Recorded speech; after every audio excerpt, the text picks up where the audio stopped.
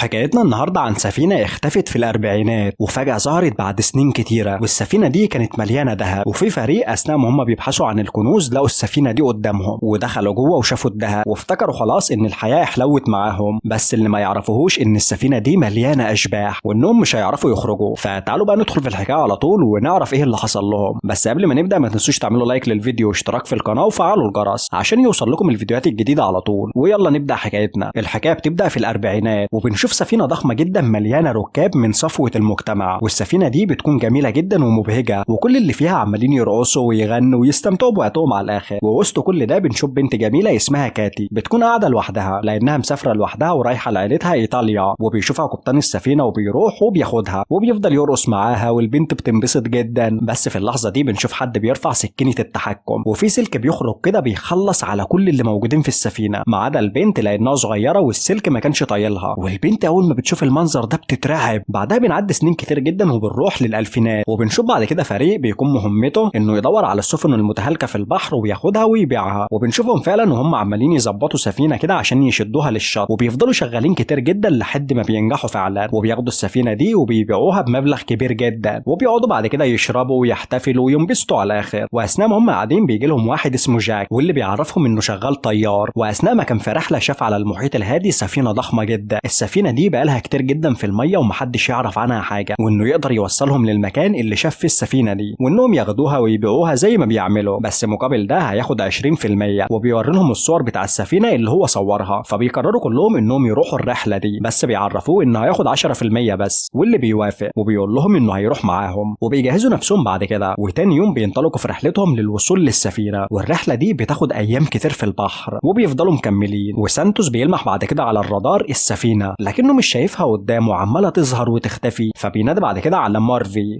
القائد بتاعهم واللي بيوري له اللي حصل، فبيمسك الجهاز اللي معاه وبيحاول يبعت اشاره للسفينه دي عشان لو حد جواها يسمعه، لكن محدش بيرد عليه خالص. وهوب فجاه بيلاقوا السفينه قدامهم واللي بتكون ضخمه جدا وبيلحقش يتفاداها وبيخبط فيها والسفينه بتاعتهم بتتعطل. وبيبص مورفي كده بيقول انا عارف السفينه دي، وبيحكي لهم انها مفقوده من الاربعينات وان محدش عارف عنها حاجه لحد دلوقتي، وانها حتى ما بعتتش اشاره استغاثه ولا اي حاجه قبل ما تختفي، واختفت في ظروف غامضه. وبيفضل جاك واحد معاه في السفينه وباقي الفريق بيطلعوا على الرفعه وبيهبطوا على سطح السفينه عشان يستكشفوها، وبيفضلوا ماشيين كده لحد ما بيشوفوا ساعه بتتحرك، فبيحاول واحد منهم يلمسها بس السفينه فجاه بتتهز، وفي جنبهم مكعب كده بيتحرك وبيكتب كلمه ويلكم وبيقول لهم مرحبا بكم على السفينه. وبيفضلوا ماشيين بعد كده على السفينه عشان يستكشفوها، وبيعرفهم مورفي انهم يمشوا بحذر لان السفينه دي قديمه ومتهالكه. بس هوب فجاه واحد بيقع من على السطح وبنت بتمسكه قبل ما يقع، بس البنت دي بتبص قدامها بتشوف كاتي البنت اللي شفناها في اول الفيلم واللي بتفضل تبص لها كده، وهوب بتختفي. وبيحاول الشخص اللي على السفينه الاصليه انه يكلمهم بس مفيش اي اشاره، وبتكون الاشاره اتقطعت. وبيفضل الفريق يستكشف بعد كده السفينه لحد ما بيشوفوا قدامهم كده ساعه حديثه، فبيقول لهم مورفي ان اكيد في حد جه هنا قريب لان في الاربعينات الساعه دي ما كانتش اتصنعت لسه. وبعد ما بيخلصوا الاستكشاف بيرجعوا تاني للسفينه بتاعتهم، وبيعرفهم مورفي ان السفينه متهالكه وانه ما عرفش يدخل جواها، والسفينه دي ممكن تكون محمله حاجات كتير وممكن يكون فيها ذهب كمان، وممكن كمان ما يكونش فيها حاجه. بس على اي حال احنا هنحاول نصلح العطل اللي في السفينه عشان نعرف نسحبها للشط، وساعتها هناك ندور براحتنا او نبيعها. وبيتفقوا كلهم على كده. وتاني يوم بيبداوا ينقلوا بعد كده كل المعدات بتاعتهم عشان يصلحوا السفينه، والمهمه دي هتاخد منهم ايام. وبيدخلوا بعد كده قلب السفينه وبنشوف بعد كده ابس وهي عماله تمشي في المكان، وبتلاقي هناك رصاصات كده وحاجات كتير. وهوب فجاه بتلاقي كاتي قدامها والبنت بتترعب اول ما بتشوفها وبتقع في قلب حمام السباحه وبتفقد الوعي وبتنجرح. بس بنلاقي نقطه الدم كده السفينه بتسحبها، واول ما جاك بيجي وبياخد ابس فجاه كده دم كتير بينزل من فتحات حمام السباحه وبيملى المكان، لكنهم ما بيشوفوش ده. وباقي الفريق بيتفرقوا كلهم وكل واحد بيفضل يدور في مكان مختلف، وبيحاولوا يكلموا بعض باللاسلكي بس الاشاره بتكون اتقطعت. اما مورفي فبنشوفه بعد كده وهو بيدخل الاوضه واللي بتكون اوضه قبطان السفينه، وبيفضل ماشي في المكان كده لحد ما بيشوف ازازه نبيد قدامه فبياخدها عشان يشرب منها، بس فجاه بيلاقي واحد قدامه في المرايه وبيترعب وبتقع منه الازازه وبيجري فورا من المكان. اما ابس وجاك فبيشوفوا بعد كده بوابه مقفوله فبيحاولوا انهم يفتحوها بس بينزل منها فيضان كبير جدا وبيغرق الاوضه وبتقع عليهم جثث كتير جدا، والبنت بتترعب من المنظر ده وبتقول له احنا لازم نخرج من هنا باي طريقه مش هنكمل، لكن الباب بيكون اتقفل عليهم من بره وما بيعرفوش يعملوا ايه، فبيقرروا انهم يدخلوا من المكان اللي دخلت منه الجثث، وفعلا بيقدروا يخرجوا منه. وبيفضلوا ماشيين في السفينه كده لحد ما جاك بيشوف عربيه وهي قديمه وبتعجبه جدا، فبتقول له ابس ان يسيب كل حاجه لان السفينه دي خطر ولازم نخرج من هنا فورا. لكنها بتسمع صوت كده فبتفضل تتتبعه لحد ما بتبص قدامها بتلاقي صندوق مليان ذهب وبيكونوا لقوا كنز. وبتحاول بعد كده تكلم باقي الفريق بس الاشاره بتكون مقطوعه برضه، والصوت اللي بيوصل بيكون مشوش ومش فاهمين منه اي حاجه. اما الشخص ده فبيكون ماشي في قلب المكان وبيدخل بعد كده اوضه مليانه الات موسيقيه، فبيقعد هناك لكنه بيسمع اصوات بتغني والات عماله تلعب. وفي 2 من الطاقم بيقدروا يوصلوا بعد كده لابس وجاك واللي بتوريهم الذهب، وبيتجمع كل الفريق وبيوصلوا للذهب واللي بيلاقوه بكميات كبيره جدا وكلهم بيفرحوا وبيفضلوا يحضنوا بعض من الفرحه لان الذهب ده كتير وهيتباع بملايين الدولارات وهيبقوا اغنياء وكمان مش هيشتغلوا الشغل ده تاني. وبيقرروا انهم ياخدوا الذهب بس ويسيبوا السفينه ويمشوا وبيبداوا يحملوه بعد كده. بس الشخص ده بيقول لهم ان الذهب ده اكيد عليه لعنه لان انا سمعت اصوات كتير غريبه وحد بيغني ومش مرتاح للمكان ده وكمان الجثث اللي شفناها. بس كل اللي في المكان بيفضلوا يضحكوا عليه بهستيريا وبيتريقوا عليه وبيقولوا له انت بس اللي قلبك ضعيف، احنا هناخد الذهب وهنمشي. وبيبداوا بعد كده ينقلوا الذهب فعلا وبيوصلوا لفوق السفينه. بس ابس بتشوف بعد كده كاتي واللي بتكون خايفه جدا وباين انها قلقانه وبتكون عايزه تقول لهم حاجه بس مش عارفه، وشكل الذهب ده عليه لعنه بجد. وبنشوف بعد كده انابيب الغاز وهي بتنفتح لوحدها والبنت الصغيره بره عماله تزعق باعلى صوتها وبتقول انه ما يأذيهمش، بس حاجه بتخبطها كده وبتوقعها من على السفينه. وسانتوس بيشم بعد كده ريحه الغاز وبيحاول يحذر الشخص اللي على السفينه انه ما يشغلش المحرك لكنه بيشغله والسفينه بتنفجر وسانتوس بيموت. واللي حصل ده بيضايق مورفي جدا وبيفضل قاعد حزين كده وكل الفريق زعلانين على موت سانتوس وبيقول لهم الواد ده انا قلت لكم ان الذهب ده عليه لعنه وانتم ما صدقتونيش، وادي النتيجه محدش فينا فتح انابيب الغاز. وبيقرروا انهم يباتوا النهارده على السفينه بما ان السفينه بتاعتهم اتفجرت وانهم هيحاولوا يصلحوا السفينه دي ويمشوا بيها. فبيسيبهم الواد ده وبيروح يقعد في المكان اللي سمع فيه الاصوات وبيفضل يشرب ويسكر على الاخر. بس فجاه كده بيلاقي المكان بيتغير وبيظهر لشكله القديم قبل ما السفينه تبقى مهجوره، وبيشوف الناس اللي كانوا على السفينه والمغنيه اللي كانت بتغني واللي بتقرب منه وبتاخده وبيفضلوا يرقصوا مع بعض. وبتاخده بعد كده المغنيه وبتمشي من المكان عشان تستدرجه لحد ما هوب فجاه بيلاقي نفسه واقع على سيخ وبيموت. اما ابس بتقرر تدور ورا البنت اللي شافتها وبتروح بعد كده للسجل اللي فيه الاسماء بتوع الناس اللي كانوا على السفينه هنا زمان وبتفضل تدور على اسم البنت لحد ما بتعرفه واسمها كاتي. فبتفضل ماشيه في السفينه وعماله تدور عليها عشان تكلمها لحد ما بتشوف قدامها جثتها واللي بتترعب اول ما بتشوفها وبتلاقي سلسله متعلقه في رقبتها فبتاخدها وبتكون فيها صوره امها وابوها. وهوب فجاه البنت بتظهر لها وبتقول لها ان دي جثتها وانها ماتت هنا على السفينه وبتطلب منها السلسله اللي فيها صوره امها وابوها وبتعرفها انها كانت رايحه لهم لوحدها وانه كل اللي في المكان هنا اتقتلوا وارواحهم محبوسه هنا في السفينه ولازم تتحرر. بس قبل ما تقول لها تحررهم ازاي بتظهر علامات غريبه في المكان وعلى السقف والبنت بتكون مرعوبه وعايزه تحكي بس الحاجات دي بتمنعها انها تحكي وبتختفي. وابس ما بتكونش فاهمه اي حاجه وعايزه تفهم ايه اللي بيحصل. اما مورفي فبنشوفه بعد كده قاعد حزين على كل اللي حصل وعمال يسكر. بس فجاه بيظهر له شبح القبطان وبيديله صور كده وبيقول له ما تيجي نشرب كاس مع بعض. وبيعرفوا بعد كده اللي حصل وان الذهب اللي هم لقوه ما كانش على سفينتهم، كان في سفينه بتغرق وهم انقذوها لكن كان فيها ناجي واحد بس وبيوري له صورته. واول ما بيشوف الصوره بيترعب وبيجري فورا في المكان وبيفضل يدور على اصحابه عشان يخرجوا من المكان الملعون ده. بس هو بيجري في المكان بيقابل شبح سانتوس وبيفضل يردد له كلمه لعنه فبيخاف منه وبيجري من المكان وبيكون سكران على الاخر لدرجه انه لما بيشوف قدامه ابس بيتخيلها شبح سانتوس وبيحاول يهجم عليها عشان يخلص عليه لكنها بتضربه. وبيجي بعد كده جاك وبيحبسوه الاثنين لان فاكرينه سكران وبيقرروا يسيبوه كده لحد ما يفوق ويرجع لوعيه وبعدين يحرروه. وبتعرفهم بعد كده على البنت اللي ظهرت لها ولعنه الارواح وانهم لازم يخرجوا قبل ما يتاذوا. وبيبداوا بعد كده كلهم يجهزوا السفينه فوق وتحت الميه عشان يصلحوها ويخرجوا من هنا بسرعه. والسفينه فعلا بتبدا تتحرك وبتشوف بعد كده ابس وهي ماشيه واللي بتاخدها وبتوريها جثه صاحبهم اللي المغنيه خلصت عليه وبتبدا تقول لها انها هتعرفها ايه اللي حصل وبتلمسها بعد كده وبتخليها تشوف كل اللي حصل زمان قبل ما السفينه تتدمر وان الذهب ده اغرى ناس كتير جدا على السفينه وكلهم بدأ يخلصوا على بعض عشان ياخدوا الذهب. وفي واحد منهم عمل اتفاق مع المغنيه وبعد ما خلصوا على كل الناس غدر بيها وخلص عليها هي كمان. والشخص ده كان جاك اللي هو معاهم وهو اللي خلص على كل الناس دول زمان وهو اللي حبس الارواح في السفينه هنا وهو كمان اللي جابهم لهنا عشان يخلص عليهم. وبتعرف ان هو كمان شبح مش حقيقي فبتجري فورا على مورفي عشان تحرره بس بتلاقيه ميت ومعاه صوره جاك اللي اخدها من القبطان وده الشخص اللي هم انقذوه زمان من السفينه بتاع الذهب. فبتجري فورا لصاحبها الثالث عشان تنقذه اللي بيصلح السفينه من تحت واللي جاك بيشغل التروس وبتسحبه وبيتخلص عليه وبيموت هو كمان. اما دوج فبيقدر يشوف بعد كده جاك وبيهدده بالسلاح السطح وبيضربه بالنار وبيطيره، لكنه ما بيتأثرش وبيقوم من تاني لأنه شبح. وإبس بتقدر توصل بعد كده لصاحبها بس بتلاقيه ميت في حمام السباحة، فبتقرر إنها تفجر السفينة باللي فيها عشان تقضي على جاك وتحرر الأرواح. وبتبدأ تعمل كده فعلا وبتزرع متفجرات كتير في السفينة، لكن بيظهر لها دوك صاحبها وبيحاول يقول لها إنها ما تعملش كده، بس بتكتشف أمره وبيكون ده جاك أصلا وقتل صاحبها وانتحل شخصيته وبيضربها وبيطيرها في قلب المية، لكنها بتخرج من تاني ومعاها بندقية وبتضرب بعد كده على المتفجرات وبتفجرها والسفينة بتنفجر بالكامل وإبس بتقع تحت المية. بس كاتي بتظهر لها تاني وبتشاور لها لفوق على طريق الخروج، وبتكون دلوقتي كاتي اتحررت وكل الأرواح كمان اتحرروا وبيخرجوا كده للسطح وبيحاوطوا السفينة في منظر غريب. وبعد شوية بنشوف بعد كده إبس وهي بتفوق بتلاقي نفسها عايمة في المية على خشب، وبالصدفة كده بتكون سفينة معدية وبتنقذها وبياخدها عشان يعالجوها. بس هوب فجأة بتشوف قدامها جاك وهو بيحمل الذهب وبيكون لسه ما ماتش وشكله كده في طريقه عشان يرعب ناس تانيين، فبتحاول انها تصرخ عشان الناس توقفه بس الباب بيتقفل عليها ومحدش بيسمعها. ودي كانت عينة بسيطة من اللي بيحصل في البحر وعالم البحار الغامض، ودايما في حكايات واساطير بتتحكي عن اللي بيحصل في البحر واحنا بنفتكرها اساطير فعلا بس ما نعرفش الحقيقة فين. ودي كانت نهاية حكايتنا، اشوفكم الفيديو الجاي.